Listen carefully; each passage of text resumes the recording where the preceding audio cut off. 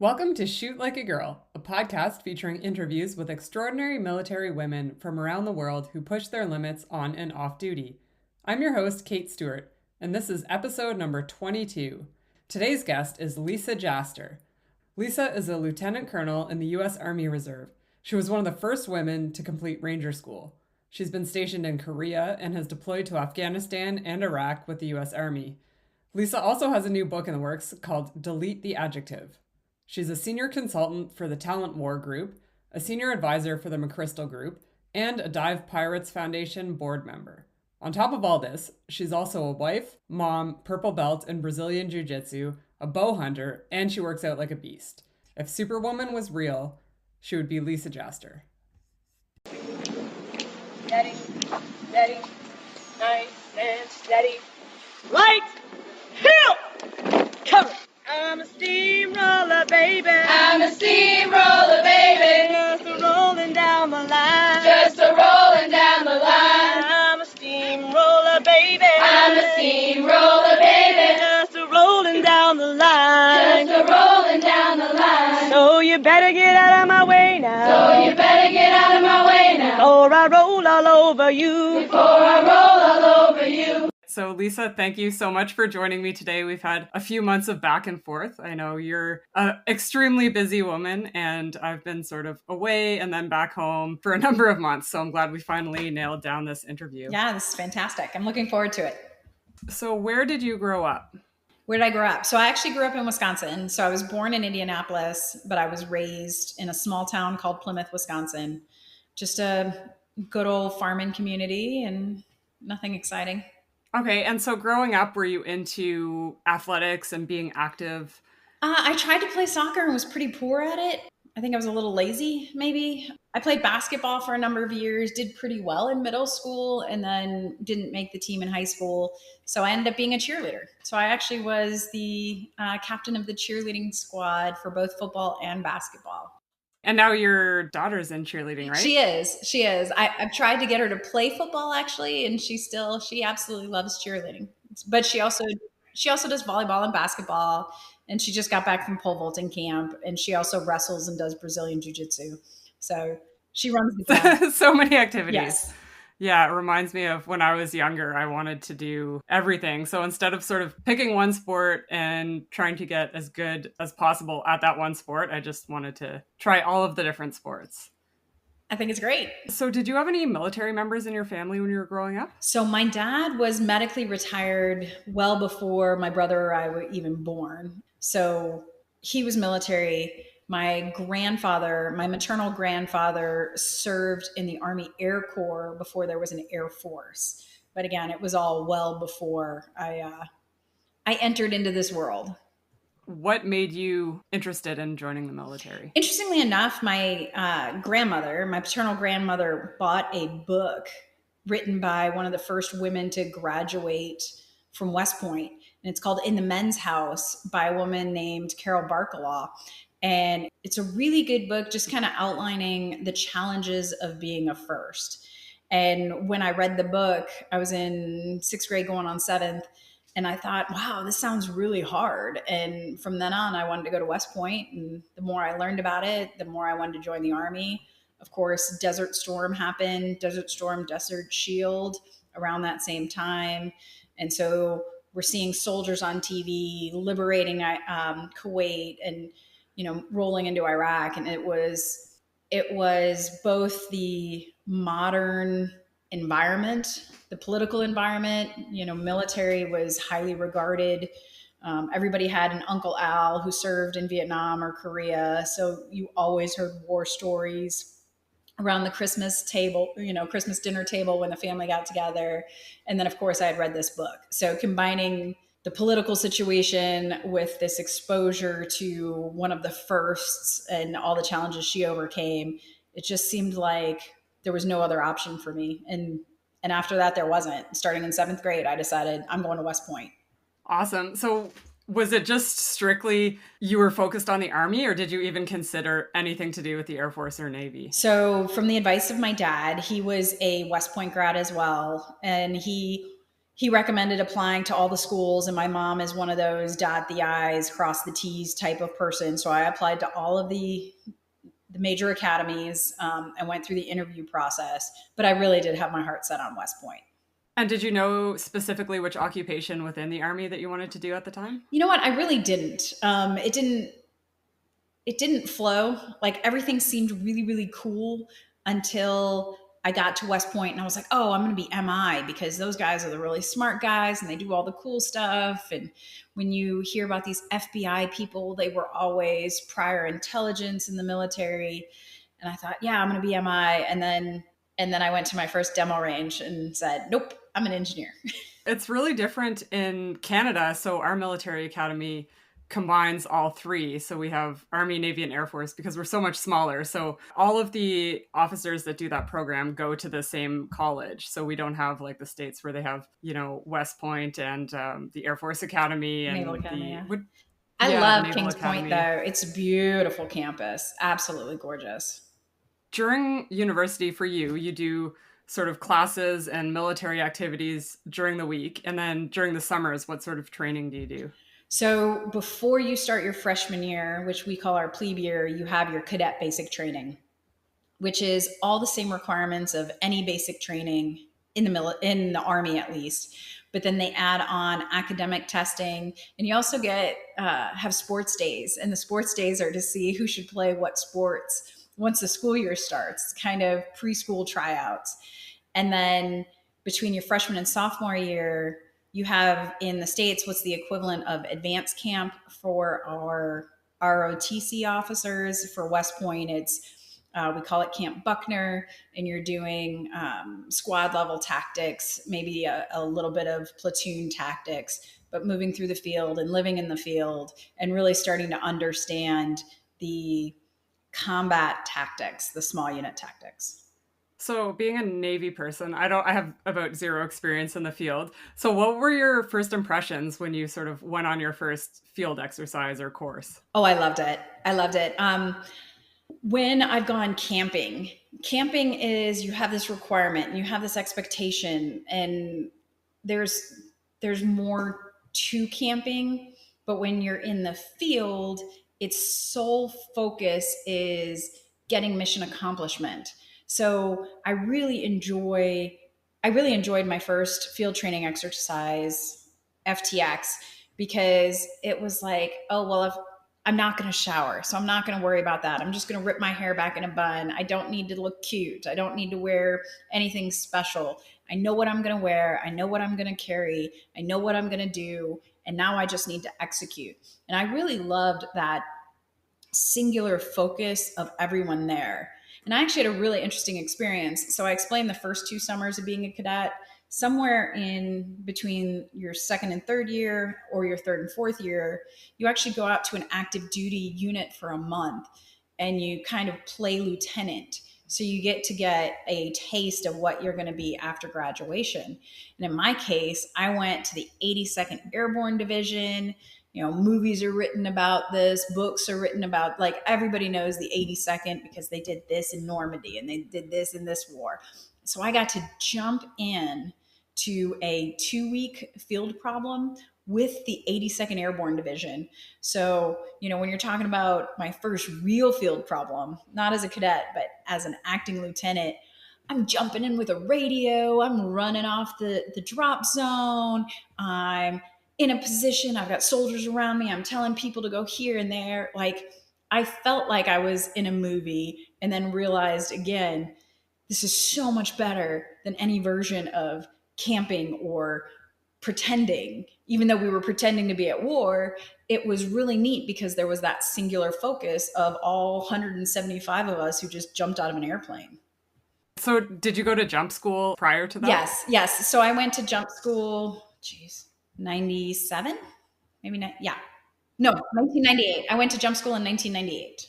And how long is that course? It's 3 weeks. It's kind of grueling. It's at Fort Benning, Georgia. So for somebody who was raised in Wisconsin and went to college in New York, going in June to Fort Benning, Georgia, and sweating and being in full uniform and running everywhere in boots, because everywhere you went, you had to run. So I was dying, but I was also dying in that way, as you well understand, that sucks so good. Like, it's that awesome, this sucks, we're sucking together. It's beautiful. So yeah, I loved airborne school, but yeah, I went in, I guess it was 98. I find the more it sucks, the better the sense of accomplishment at the end, for sure. Definitely. Most definitely. Sometimes at the time, it's that sort of shared complaining and everyone's hating their life at the time. And then 2 weeks later, when it's all over, everyone's so enthusiastic, like, oh, remember this story and that story. And it just becomes this good memory. And they kind of forget how much they were complaining at the time. Yes. And then my husband went to airborne school probably 10, 15 years after I did.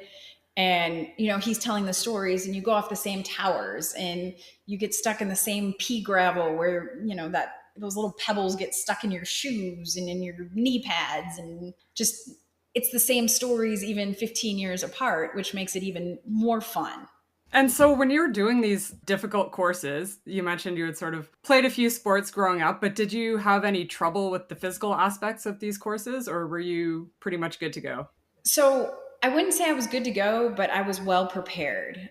And one of the things, whether it's being one of the first women to go to Ranger School or going to airborne school or going to West Point, there's never been a time where I didn't know what the physical requirements were. And so if you have the answers to the test, why wouldn't you study for it? So at airborne school, they emphasize upper body strength because as you're jumping out of an airplane, your chute will go whatever way the wind blows it. Well, you have to be able to reach up, grab the risers, and pull them down. So you have to do pull-ups every day that you're at airborne school. Therefore, the minute I decided I wanted to be airborne, I started training to ensure I could do pull-ups. So was it hard? Yes, but it wasn't as hard as it could have been because I had the answers to the test and I chose to study for the test in front of me. And did you do that on your own, or did you hire personal trainers or go to specific gyms to prepare? I did not hire anyone. This is one of those, at West Point, it's easy because you have an entire school, a campus of 4,000 people who are all going to be commissioned officers when they graduate. So everybody's worried about being intellectually sound, tactically sound, and physically capable, because nobody wants to start their first job and not be ready for it. So the whole school was that way. I will tell you, I read a lot of Muscle and Fitness magazine. Then they came out with Muscle and Fitness Hers eventually. And then I fell in love with Oxygen magazine when that first came out. But I would read magazine. I would tear out those little workouts. I would try everything. I thought I was going to be a bodybuilder someday. If I just did the same leg raises that Ronnie Coleman did, someday I'd have quads that had 4 heads and look like his. But yeah, I think my personal training, and my kids are getting a lot better because I've now since actually gone to school and learned how to be a coach and a trainer. So my kids are getting a lot better version. They don't have just a magazine in front of them. But no, I never used a trainer. It was just me and my buddies trying to figure out how to be as badass as possible. And literally that's what we'd say to each other. Like, yeah, let's go be badass today. Yeah, I think it's so interesting now too, because I always get ads on Instagram for whatever different special forces or operator or whichever course there is in the military. There's someone who has a program to prepare you for it. And that information is also instant and it's there. But like you said, back in the day, it was Oxygen magazine. And I still remember I had that Navy SEAL fitness book. There would just be like push-up pyramids or running or whatever. And that was it. There wasn't all of this extra stuff and all of these resources instantly on your phone that you could refer to. Yes, yes. How do I calculate my 1 rep max? What should I be lifting today? Oh, I'm sore this way. What should I drink? What should I eat? And now all of those are answered. That being said, though, I did, starting in about 2012, 2013, when I started competing in CrossFit, and I was doing an Ironman triathlon, and I was still breastfeeding. I did hire a nutritionist and a coach to help me through it. And that was really, really good for me, because a lot of the things we think we know, we don't know. But now that I'm 44, I can look at myself in the mirror, or, to be a moderately, not vulgar, but realistic, you look at what's coming out. And if it doesn't look right, I now know how to adjust my diet. And that's not something I would have done in my 20s. And it's probably not something I would have done had I not hired a professional to teach me something above the food pyramid. Yeah, exactly. And there's so many things now. I mean, with the Whoop that tracks your sleep and your stress. And it's just if you want to sort of go beyond that baseline level of fitness, there's so much extra stuff out there. So after you went to West Point, what did your career look like? So everybody who goes to West Point is commissioned active duty Army unless you do some sort of slot switching. So a couple people will go Marine Corps every year, Navy, Air Force, and then a couple will go to like an Army advanced education program, med school. And those are really, really highly competitive slots. I couldn't have gotten one of them if I wanted to, but I didn't want to, but I do not try to act like I could have been competitive. So after West Point, I was commissioned. I went to the engineer officer basic course at Fort Leonard Wood, Missouri. And then from there, I went to my first duty station at Fort Stewart, Georgia. And soon after being commissioned and moving to Fort Stewart, September 11th occurred. So I then spent the 4 years I was at Fort Stewart. I spent 2 of those years deployed. From there, I went to the advanced course, and then I got stationed in South Korea, which was a fantastic experience and something I never wanted, but I'm glad I had. And it was one of those where I just wanted to go overseas, and people said, hey, if you say you want to go to Korea, you will definitely get Korea. So I was like, I'd really want to go to Germany. I want to go to Italy. I want to go to all these cool stations, but I'd also kind of like to go to the place nobody else wants to go, because it's a big leadership challenge. There's a real world mission there. Like, it sounds like a great opportunity. So I did 2 years in Korea. Before that, the Army had sent me to get my master's degree in civil engineering. But then after 2 years in Korea, I met Mr. Wright, and he was a Marine, and we couldn't get stationed together. So we actually both got out of the military. He joined the reserve right away. And then I have a 5-year break in service before I became a part-time soldier in 2012. What part of Korea were you stationed in? So I was in Area 1. I was in Area 2 for 6 months, and then Area 1. And depending on how familiar you are with that, Area 1 is closest to the 38th parallel. Area 2 is Seoul, and then 3 and 4 are the more southern parts of the country. So I was in Seoul for just under 6 months. When I first got there, I was on 8th Army level staff, operations for the engineering cell. And then I took company command in a city called Dongducheon. And then I moved to Uijeonbu. And so I had 2 different company commands, one in Dongducheon and one in Uijeonbu.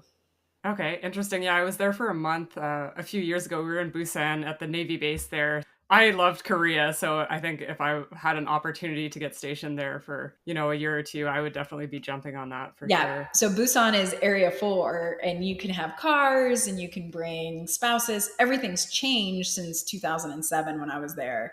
But yeah, Area 1, you couldn't have a car, you couldn't have a spouse, everybody lived on base. There were curfews. And of course, I was a young captain, so I had young soldiers who were doing young soldier things in town. So I had a very wonderful yet trying time as some soldier left for a day and somehow was back a little bit late for curfew, and he was married to a girl who didn't have a passport and wasn't a US citizen. So, just normal Korea stuff.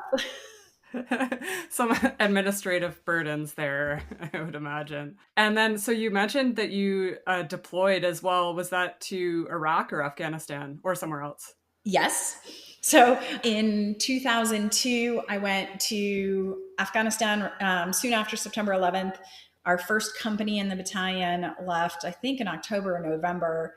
And then the rest of us left early in 2022. And then not 2022, sorry, 2002, we got back from Afghanistan, got most of the dust off our equipment, and then loaded it up so we could go straight to Iraq. So I was in Operation Enduring Freedom 1, which was Afghanistan. And then following that, I was in Operation Iraqi Freedom 1 the following year. And then the year after that is when I went to the advanced course in my graduate school. And how long are the deployments for the U.S. Army? So when we went to Afghanistan, our orders said until mission complete. So there was a lot of people who were there for over a year. I was really lucky. I was part of ADVON, and I tried to be part of Trail Party. So I was only there, I think like 9 months or so. But because our unit had just gotten back, I don't even know if it was that long. Might have been 7.5 months. Sorry. The last time I was in Iraq, it was 9.5 months, and that was 2018. So I think it was 7.5 months in 2001. And then in 2002, because we were one of the few units that had back-to-back deployments, I think we only stayed there 5 months. Other units were going over there, and depending on mission, they might be there a year and a half, 14 months. That's so long. So typically when Canadians would go over, it would be 6 months is the typical sort of deployment time frame. So it's crazy for us when we hear about Americans going over for a year or a year and a half. Right.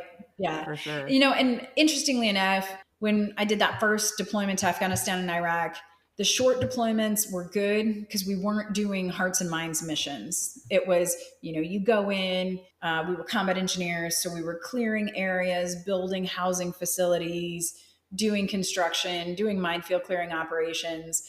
Like it was all, you could hand it off to the next guy. And then in 2018, when I deployed and it was 9.5 months, even the 1 day a week that we tried to give the soldiers the day off, like we'd rotate, make sure everybody had a day off. Even then you felt anxious breaking contact because it was a hearts and minds mission. And it was really important that there was some longevity so that you could build relationships. And when I left at 9.5 months, I was actually a little frustrated about leaving because we had finally started making progress. And I was introducing my replacement to my local national counterparts. And it was, a general officer that I was working with him to improve his military installation. NATO was giving him equipment for him to use. My soldiers were training his soldiers how to use the construction equipment for actual construction because they had previously used that equipment for combat operations, like using dozers to knock down buildings with enemy combatants in them. So it was really good to be there. But as I introduced my replacement, I almost felt like I was abandoning my Iraqi counterpart. So I don't know, the length of deployment, it was really hard on my family, but it was also really hard on the Iraqis. So it was too long for my family and too short for the local nationals. Yeah, I have heard that same thing. I mean, I listen to so many military podcasts, and whether it's Iraq or Afghanistan, when people are doing those hearts and minds, it takes so long to gain that trust. And then all of a sudden you're turning around and you're leaving, and then the next person's coming in. So the locals just see this cycle of, by then they're on their 10th person that they've seen that's promised to do whatever. So it would be definitely very hard for them as well. Definitely. So you meet Mr. Right, you end up leaving the military. So what do you do on the civilian side? So at that time, I got a job. I interviewed with a lot of different companies, finally accepted a position with Shell Oil Company as a project manager, which was a much smoother fit than I ever thought it would be. You spend your time as an active duty soldier and you're like, how do these skills relate?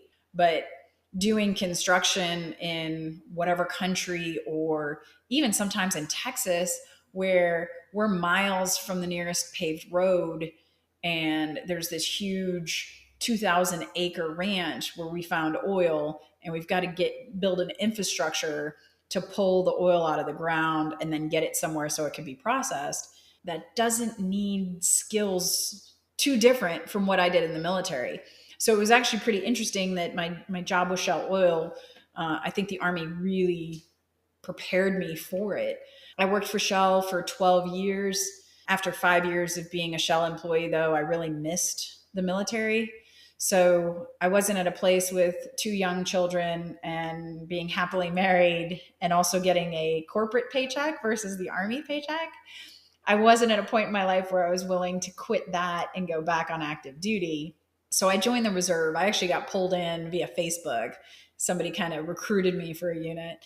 And my very first drill, we went rock climbing. And then some of the guys after climbing said, "Hey, do you want to go skydiving?" Yes, of course. Why not? And I was so happy. I was back with my tribe. I was with my people. Yeah, I have heard that a lot as well. I interviewed, her name is Sarah Apgar. She's got this company called Fit Fighter, and she had been in the military and then sort of left to go to the corporate world and then just ended up the same thing that you said, she missed that camaraderie. She ended up joining a volunteer fire department. But it's hard to explain to people who aren't in the military what that atmosphere in that group is like. Yes. Yeah, the best way I love describing the military tribe is right now today, I could call up any of my buddies that live within probably a 50-mile radius and say, hey, listen, I need somebody. Meet me for a pickup game of basketball or anything other random. Let's go paddle boarding. Or I need to go meet at a rifle range. I need to blow off steam. And damn near every single one of them would look at their spouse and be like, hey baby, I'm sorry we had plans. I got to go now. And that's the military community. They don't even have to be somebody you serve with. They just have to be somebody who you have some shared experiences with. It's amazing.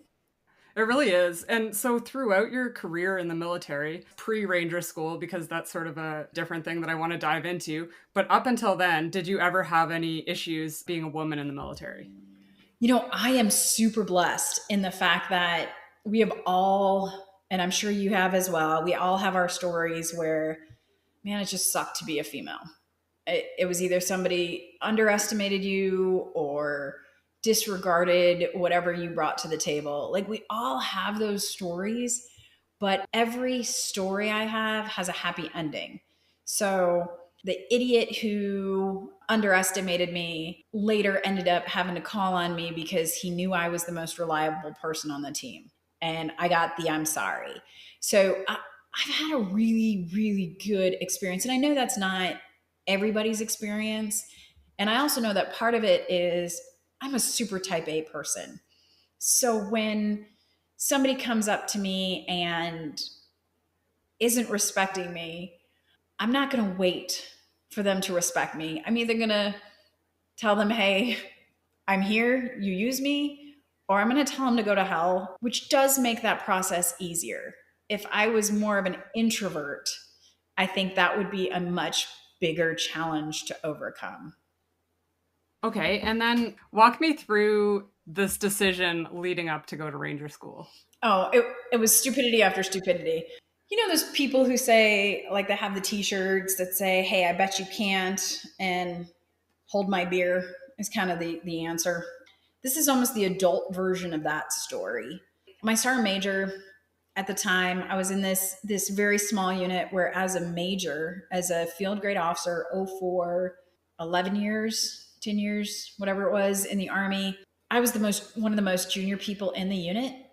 And he wrote me, he's like, hey, listen, they're going to open up ranger school to women. You need to throw your hand in the air. You need to throw your name in the hat.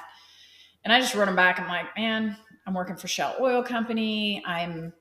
We've got a King Air that I take down to my project sites in South Texas where there's hot coffee waiting for me and a vehicle when the plane lands with the keys in it. I just jump in, go out, and fly back home and sleep in my own bed. And I wrote Sergeant Major Payne, and I was like, I like room service, man. Like, I'm not going to ranger school. I'm almost 37. So he knew he wasn't getting anywhere with me. So he contacted my husband, and my husband was kind of a little sly about it. Like at the dinner table with the kids, we sit down, we're eating, and he's like, so talk to Sergeant Major Robbie Payne today. So ranger school, and he looks up all the requirements for RAP week. He's like, you can do all of this. And he finally said to me, he's like, if you don't try and no one passes, you're going to hate yourself forever. And so, make a short story long, I was like, okay. So I went to Facebook and said, hey, if you're my friend, you're going to support me. I'm going to go ahead and try to go to ranger school. That was it. Hey, here, hold my beer.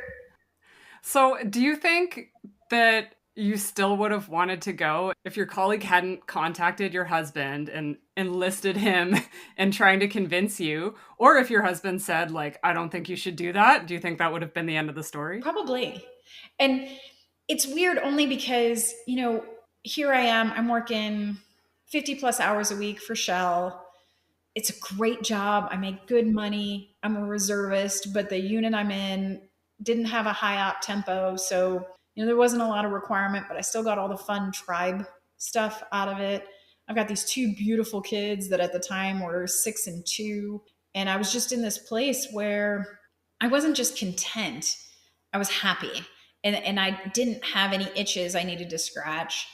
As a combat engineer who has a combat action badge, who's been to airborne school, been to air assault school, I didn't feel the need to prove myself. And that was part of Alan, my husband's argument. He's like, because you don't need to prove yourself, you're going to go for all the right reasons. So when it gets hard, you have nothing to quit on because you're going for you. And no, I don't think I would have gone without him, because there's also that idea of when I left for Ranger School, it wasn't just me leaving, it was the mother of my children, it was the wife of my husband, it was the employee of Shell. Like, a lot of people left when I got on that plane, and somebody else had to pick up my baggage. So without my husband's support or even nudging, I would have never even considered it, to be completely honest.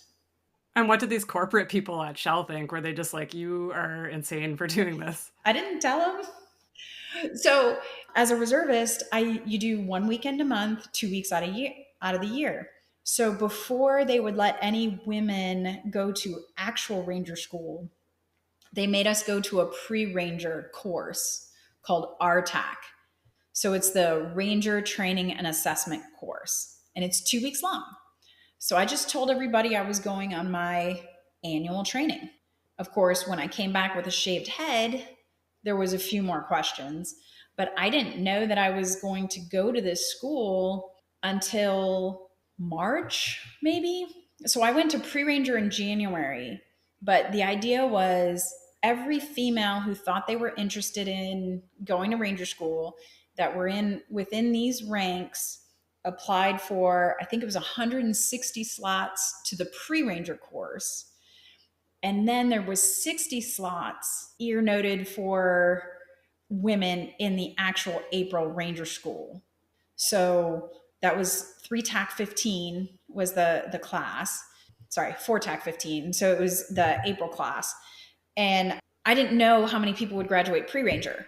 So if 160 some odd women successfully completed pre-Ranger, then we were going to have to compete for those 60 slots to Ranger school.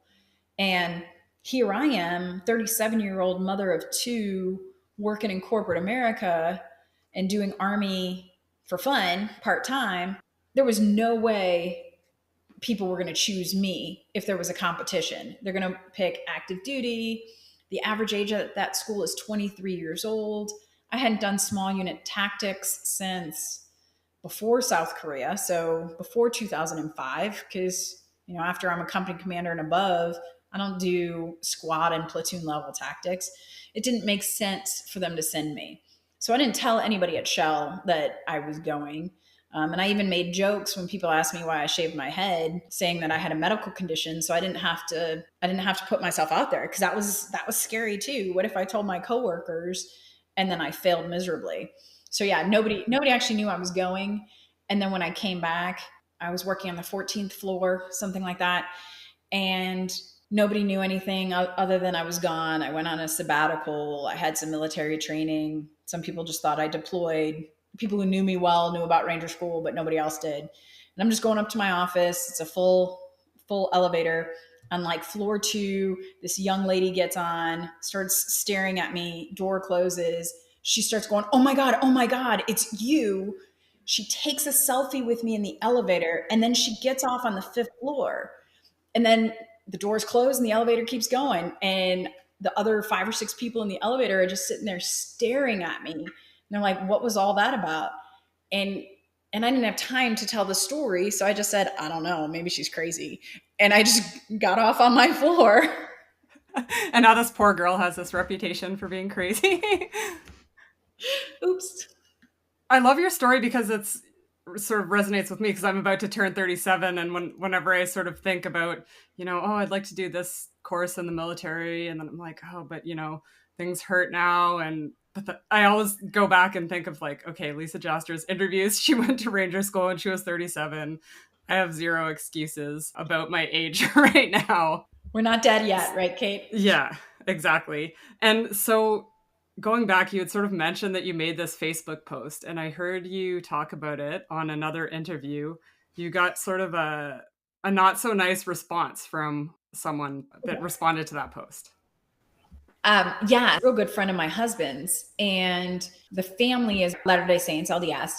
And basically what she had said, the wife said, Lisa, good for you. You're amazing. Your husband's amazing, but now it's time to be a mom. And further on in the post, she talks about, if you're not there for your kids when they're small, if you're not there for the little things when your kids are small, they won't come to you when they get older for the big things. And for me, that was the absolute best thing anyone could have said. Because it's one thing when all your friends and buddies are saying, yeah, you're amazing, you're great. One, that's the obligatory, I support you because I'm your friend. And how much honesty is in there, I don't know. I don't know if all those other 140 people who posted really supported me or they just wanted to be supportive. But, this person was 100% honest, and they brought their whole self to that comment. And it was a very vulnerable thing for them to do, to put themselves out there like that, saying, hey, Lisa, I don't think you should do this. I think you're being selfish, is basically what it came across as. And it kind of gave me, it gave me the fuel I needed later on in Ranger School. But even now when I'm making decisions, it's true. If you're not there for your kids when they're small, they're not going to come to you as they get. But how many dads do we expect to go on business trips and constantly expect fathers to be the primary income, go on a business trip and to deploy and to defend the nation?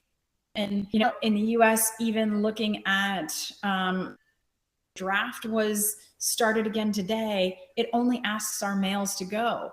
In my house, Alan is 10 times the father that I am a mother, hands down.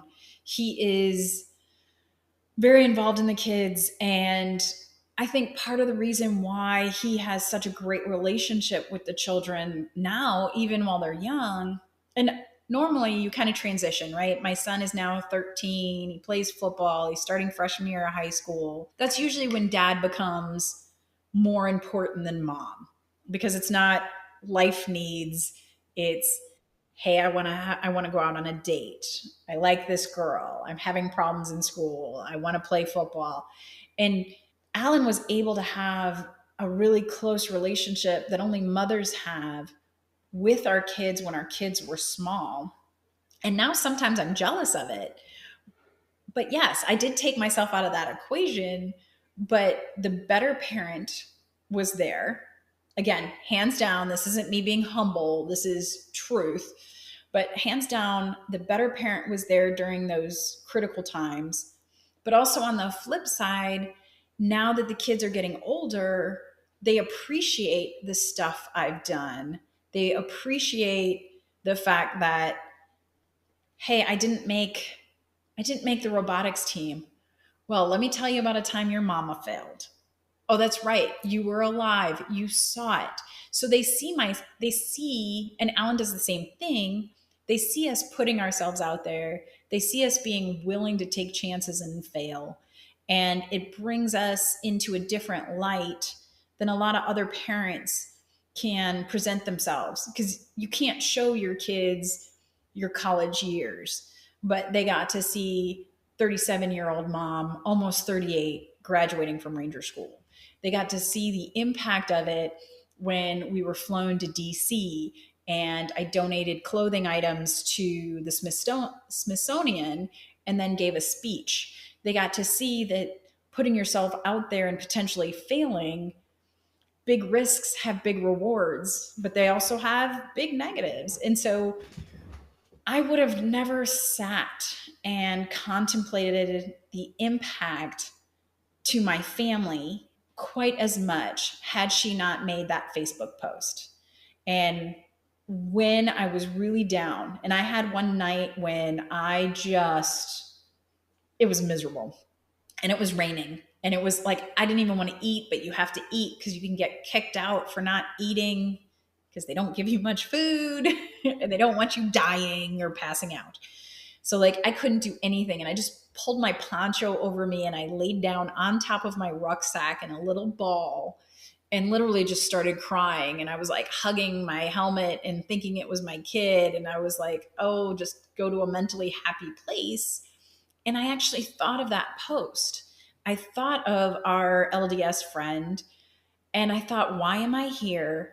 I'm not here to change Army regulation. I'm not here to change anything. I'm here to prove to my 3-year-old daughter and 7-year-old son that your life doesn't begin and end in your school years. Like you're still able to make changes and do amazing things forever. You just have to be willing to take the risk. And sometimes that means you've got to leave the ones you love. Yeah, I mean, those were my thoughts when I was listening to it. So I don't have kids, so I can't relate on that side of it. But I thought, okay, so my mom's a school teacher, so she would never be in ranger school. But I was thinking, how cool is that? That shows them too. You can do these things that are so difficult if you put your mind to them and train hard enough, right? So I think, maybe if you missed a birthday here or there, but in the end, you're like, yeah, my mom missed my birthday, but she was at ranger school and she finished, and this is so amazing, right? So and I think the key is too, it can't be every year I'm volunteering for a deployment or I'm going to a 6-month school. That can't be a continuum.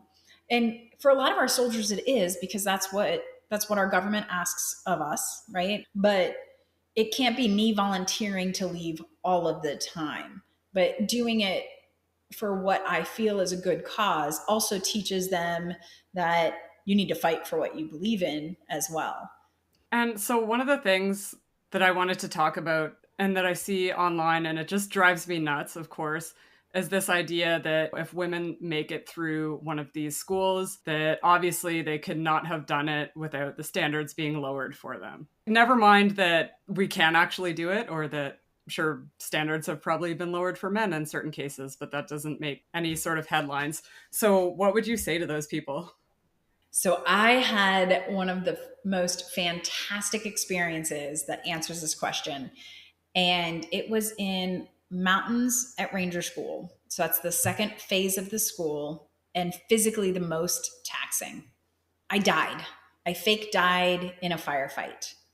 And in the process of fake dying, my battle buddy was a smaller guy. He probably started Ranger School at 160 pounds, but by mountains was in the 140s. And he had to lift me up, and I had all my kit on, and I had a rucksack and everything else. So somebody grabbed the ruck and he was supposed to lift me up. And so I had to kind of kip, even though I was dead, I kind of kipped so he could pick me up. And I was 135 pounds at the time. And he's like, oh, thank God you lost weight, Lisa. I couldn't pick you up a few weeks ago. And so the example, or why this is a great example, is people make these fitness arguments about women in the field because we're more petite in stature. Well, Filipino men are more petite historically in stature. Samoan men are freaking huge, typically. So should we say Samoans can't join the military because nobody could drag their ass out of combat if they got shot? Should we say Asian men can't join the military because they're smaller in stature and they wouldn't be able to drag a Samoan out if the Samoan got shot? No, nobody says that. So why would we take 51% of our nation's population and say, no, you can't even try because you're a girl? And then so you get, first of all, those physical arguments blow my mind. The other thing is, turn on the CrossFit Games. If you doubt that women can do something, go ahead and turn on the CrossFit Games or watch women's football, or hell, watch lacrosse. You see a woman playing rugby or lacrosse, there will be no doubt in your mind that she can handle any physical task. That's one thing. But then you get these arguments about our biology and what we can and cannot do. I just want to tap those people on the head and say, aren't you cute? Because women in our history, in the US history, from Native Americans on, women have been working in the fields with babies strapped to them and doing plenty of hard physical labor. We've done just fine with our own biology without anyone else helping us. Now, there's plenty of women who A, don't want to do it, or B, they get horrible menstrual cramps and they have biological reasons why they can't do it. I promise you, those women aren't signing up to go to Ranger School. Those women aren't trying to get in the infantry. Like, it's a self-disqualifier. If I've got issues with my womanness, I ain't trying to live in the field for months at a time. And so the argument is such, it's such a fallacy. I've hunted, I've fished, I hunted bear off a boat for I think 6 consecutive days. I was breastfeeding and I was menstruating. And guess what? The bears didn't attack me. They didn't run away. I didn't come out with cooties. I didn't get any infections. And I didn't need a single dude to tell me what I had to do for hygiene. I was okay. And so, obviously I get really frustrated by those comments, because if you want to say women can't do it, then say people who can't deadlift 300 pounds can't do it, because that's really what you're talking about. And if you want to talk about medical stuff, then unless you're an MD and you know my biology specifically, shut up, because you don't know.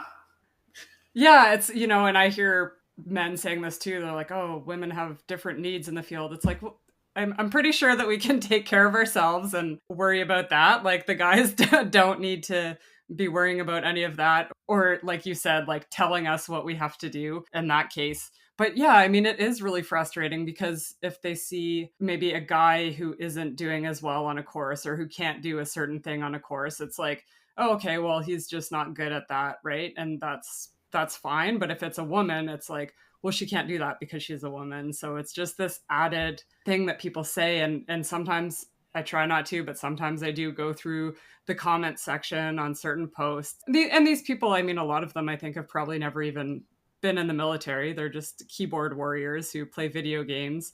But it is frustrating to read, and just this assumption that if a woman made it through something, that the standards must have been lowered in order for her to do that.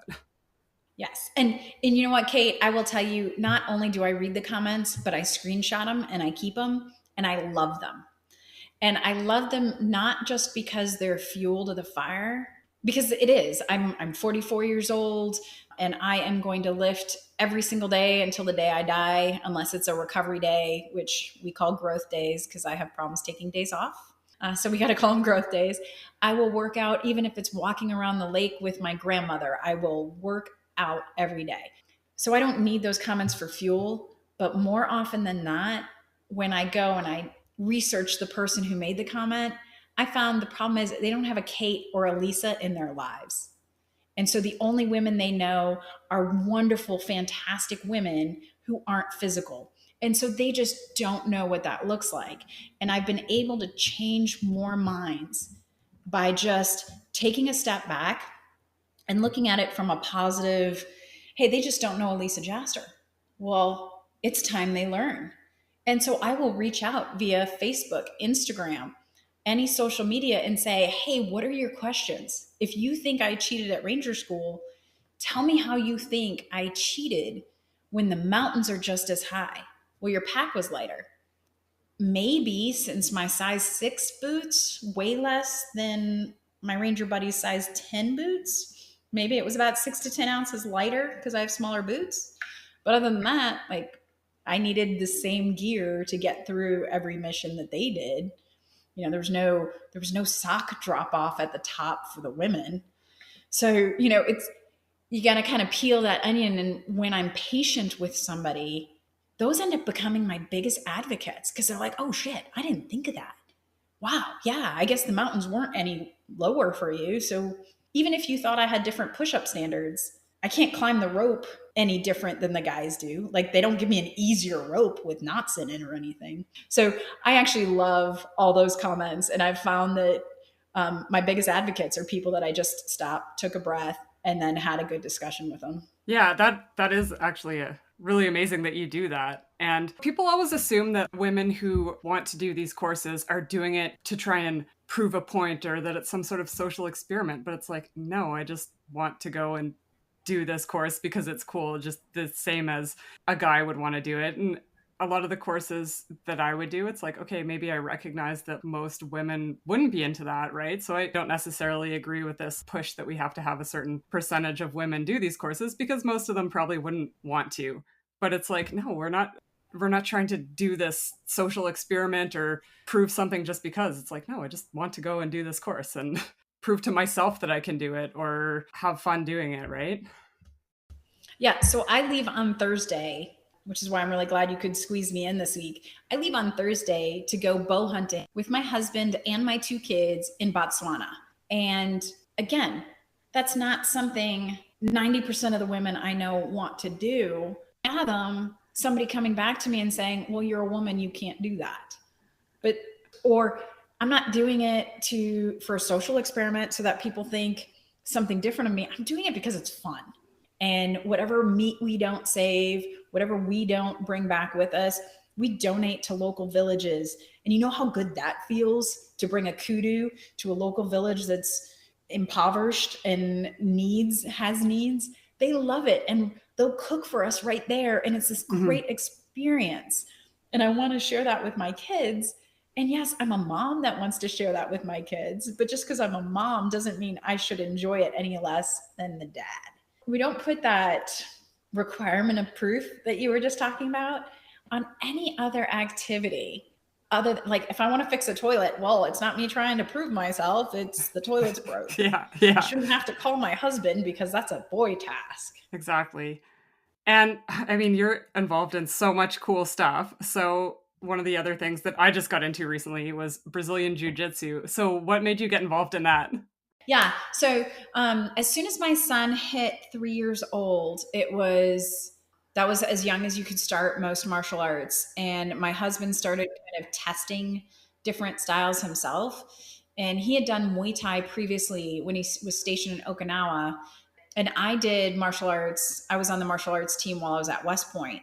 So we both had done stand-up before, but both of us had been in scraps before. So we understood that almost every fight ends up on the ground, and what's the best on the ground fighting style, and that's Brazilian Jiu-Jitsu. You know, wrestling is great, but wrestling isn't self-defense. Pinning somebody doesn't stop them from coming at you. Choking them does. Breaking their arm does. Breaking their ankle does. So through a lot of discussions and debates, we decided Brazilian Jiu-Jitsu was our best option for our son. And it was only slightly tongue-in-cheek, the fact that he was, in fact, a redhead. Of course, I've been a redhead my whole life, so I don't know if he would get his ass kicked, as my husband said, or more it was those of us with red hair sometimes have anger management issues. But Zach trained and then Alan trained, and those two together had such a fantastic relationship through jiu-jitsu. It was kind of like having a dog. When you have nothing to talk about, you can always talk about the dog. When you have nothing to talk about, you can always talk about jiu-jitsu. And those two could bond over jiu-jitsu. And then my son started doing tournaments, and I wanted to know more than just choke him, get him, son. Like, I wanted to be able to know how to coach him and at least how to cheer.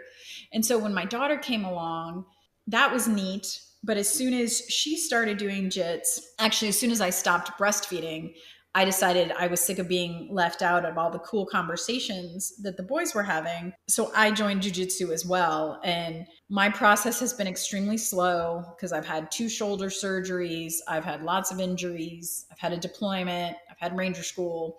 So I've taken about 4 years worth of breaks in the last 10 years of training, but I've had such a fantastic time.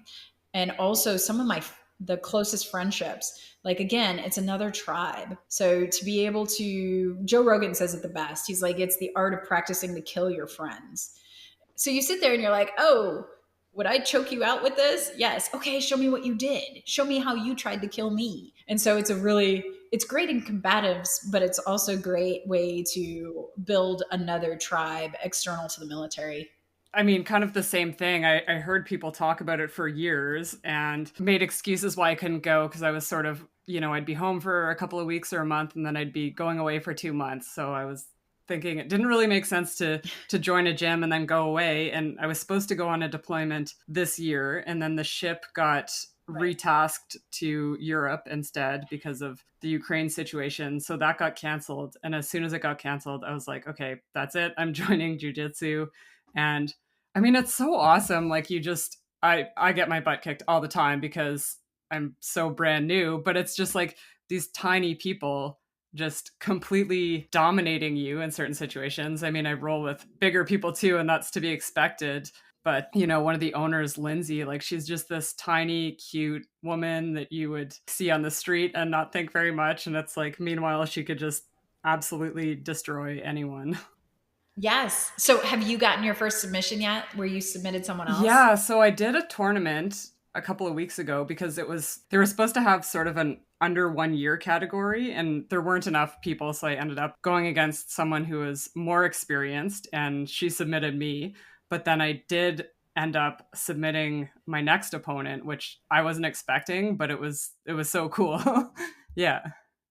After you get the first submission, that's usually when people are hooked. I tell them if you can do it for 6 months and have the new white belt walk in and all of a sudden something they don't, you will be hooked forever. But that first 6 months completely blows. Like it's just awful. It is. Yeah. I mean, I feel like I spend most of the time on the ground trying to escape. So, I mean, I guess it's good because I get to work on my escapes. And I know in my head, just from listening to so many other podcasts and people talk about it, that it's, you're in it for the long game. It's not an activity that you're going to master in a few months for sure. Oh yeah. Yeah. It kills me because my instructor, he's 50 something and I'm like, I should be able to smoke you. And I look at him, his hands are all broke down with arthritis and knuckles are bent. It takes him about 3 seconds to have me praying that for breath, like just not able to breathe, not able to move. Absolutely amazing sport. And I honestly believe everyone should do it. But if you are a smaller person, especially if you're female, like it is a great, not only to build confidence and fitness, because it's a chess game. It's not just an attack and take to the ground, or like with stand up, all the attack from one direction. In jiu-jitsu, somebody might be trying to get you from side control. Somebody's trying to pull you on top of them. Like you have to be extremely situationally aware. And when you practice situational awareness, you end up getting really good at all of the other parts of your life. When you sit in a restaurant or you go to a bar, suddenly you realize, hey, maybe my back shouldn't be this direction, or maybe this person who I feel comfortable with them this close, it's not really a safe area to be in. Yeah, definitely. And so one of the things I wanted to ask you, because like you said, you're doing your bow hunting and your jujitsu and your kids are involved in all of these activities. How do you balance all of that? What are your sort of tips or tricks for time management? So one of my least favorite sayings in the world is work-life balance. There is no such thing. And the more we try to find a balance is the more frustrated we get. So we're going on vacation. I know that I'm going on vacation. As much as I love my family, starting on Thursday, I'm going to be 100% mom and wife. But until then, I'm going to be 100% focused on whatever I need to do for work so that I can be focused as mom and wife once we get overseas. And so how I balance that is I literally have a whiteboard inside my kitchen pantry that has all the things I have to get done that day before bed. And those become my priorities. And that includes if my daughter has volleyball practice and I have to write an article. I'm writing articles for Men's Journal and I need to get one submitted before I leave. So I'm not going to bed until those things are done. And then I have long-term goals written on my bathroom mirror in marker so that when I'm planning my day, I'm also saying, okay, well, are these things I'm doing, these little reminders of what needs to be done today, do they properly nest with my long-term goals? And one of them's I want to be a brown belt in jiu-jitsu. Eventually I want to be a black belt, but I can't be a black belt till I get my brown belt. So with myself going on vacation and having to get work done, am I able to work towards that goal? I can't. I can't get it all done, but I can squeeze in a workout and focus on grip strength and maybe even run some fit-in drills with my son while we're working out, because he's also working out with me a lot of times. Maybe I can do some fit-in drills with him that, no, I can't drive 30 minutes to go to jiu-jitsu and spend an hour at the dojo, but I can still do 15 minutes of training here. And that's how I kind of fit that in and I don't go stale.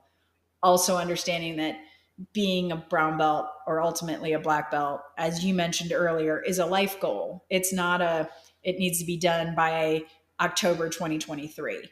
So the way I balance all these activities is really trying to analyze what's a priority today and then keep track of what is a long-term priority. I want to make X number of dollars a year. The number one thing I have written on both of those boards, absolutely at the top, it says be present. That's something that if you're trying to juggle too many things and you're not okay with saying not today to some of those, then you're never present, because you might be hanging out with your family, but you're on your phone checking your emails or updating your website or whatever activity it is that you do on your phone. Mm-hmm. Yeah, I see a couple of Jocko books in the back there. So it's that prioritize and execute for sure. I just have a few more questions, so hopefully we can get through these without any more cutoffs here. So can you just explain what delete the adjective means? Thank you for asking that, because I thought about it earlier. So I do have my first book coming out later this year, and its title is Delete the Adjective. And it kind of goes back to the story of the smaller young man who had problems picking me up at Ranger School and was happy when I lost weight. The idea behind it is my experience isn't, not that adjectives don't matter, but my experience isn't based on my adjectives. So having problems picking somebody up might not be because I'm a woman. It might be because I weigh 140 pounds. And so what I've always wanted, whether it was working construction management for Shell Oil Company, whether it was being a combat engineer in the Army, whether it was going to Ranger School, whether it's being a contributor to Men's Journal, I don't want any of these adjectives to dictate what you think of me. I want to be judged based on my merit. So being female, being middle-aged, being all of these things that you would use to describe me don't tell you anything about who I really am. They're great for grouping people together. They're great for celebrating firsts. They're great for a lot of reasons. But when it comes to specifically my job, I want to be judged based on merit and merit alone. So delete the adjective is all about wanting to be part of a merit-based community, which I believe the military most of the time is. We are a community where the underlying mission is to fight our nation's wars. And so I don't need to be a good female shooter. I need to be a good shooter, period. And that's kind of where delete the adjective comes from. Long answer to a short question. Amazing. Yeah, I can't wait to read your book. And that was so well said. What are your plans for the future? Well, so I want to write that or get that book out. I also want to I've started a second book, and I've started writing articles for Men's Journal. And the idea is, for me, is being one of the firsts to graduate from Ranger School as a woman is giving me a voice. And I want to use that voice to tell people it's not a big deal that a woman graduated from Ranger School. So my long-term goal is to get people understanding that what got me through Ranger School, or what's getting me through other successes and failures in my life, is my leadership style, or my ability to talk to people that I know hate me and get them to understand what life looks like from my foxhole. So my next stages in life are all focused on how do I get that message out so that the younger generation is judged by their ability to add value to a community. And part of that too is I will never be super smart on history. I will never be really good at the English language. Like the only F I've ever gotten in my life was in English, and it was in college English. And it wasn't because I skipped classes, because I went to West Point.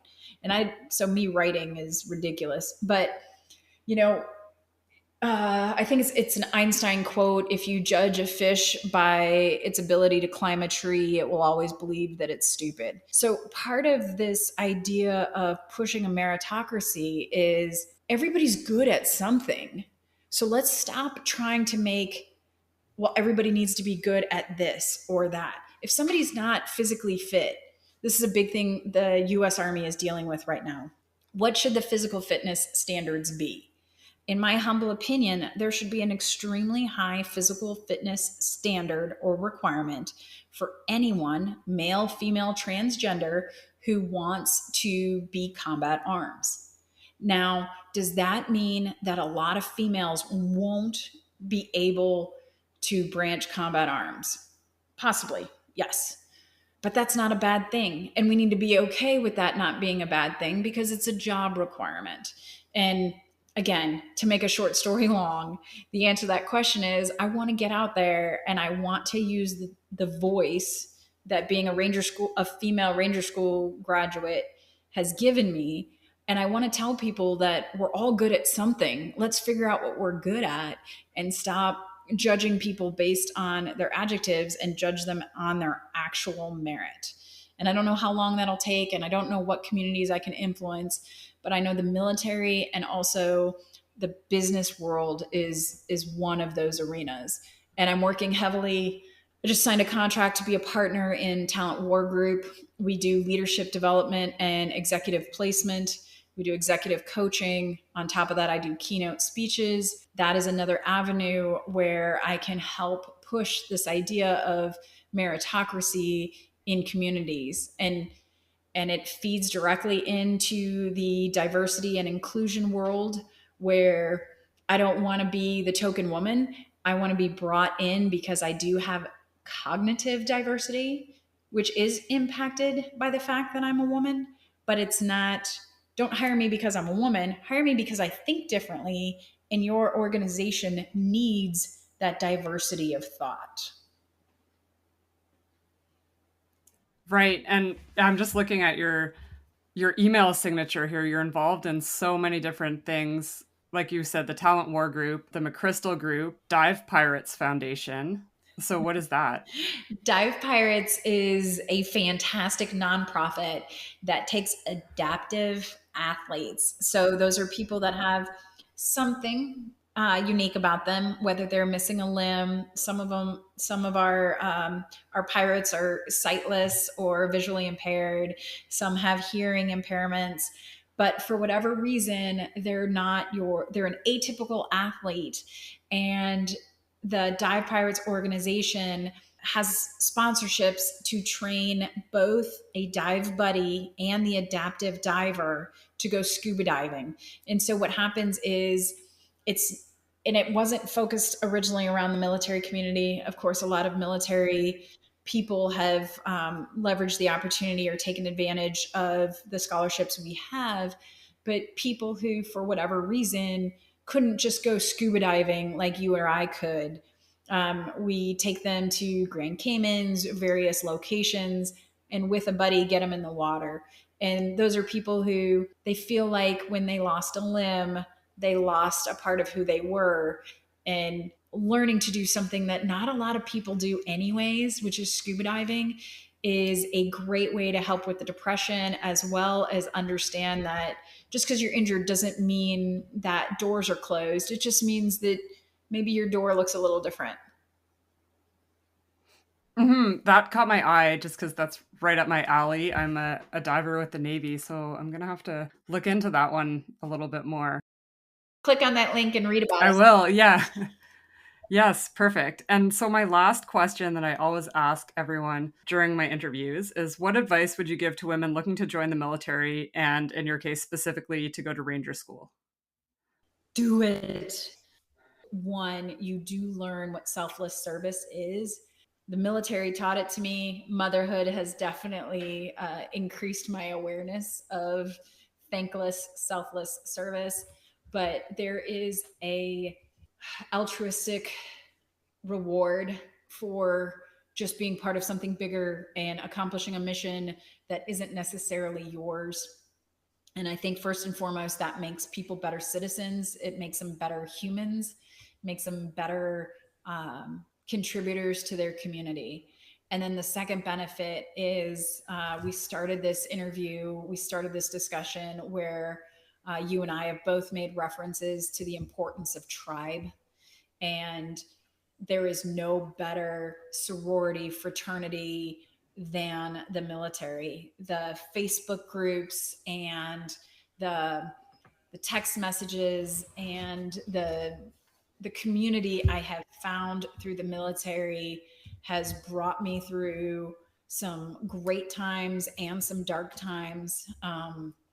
And my military buddies are the first ones to tell me when I'm barking up the wrong tree or misbehaving. So to sum up, if somebody is at all interested in joining the military, do it. Even if it's for a minimal enlistment time, do it to understand what it's like to be part of something that's bigger than yourself. And then finally, I just wanted to say thank you so much for your time. I know you're super busy, and I'm so happy that we were finally able to do this interview. And I hope you have a really great family vacation coming up. Thank you for listening. If you'd like to help support this podcast, please subscribe and leave a rating and review on your Apple Podcast app.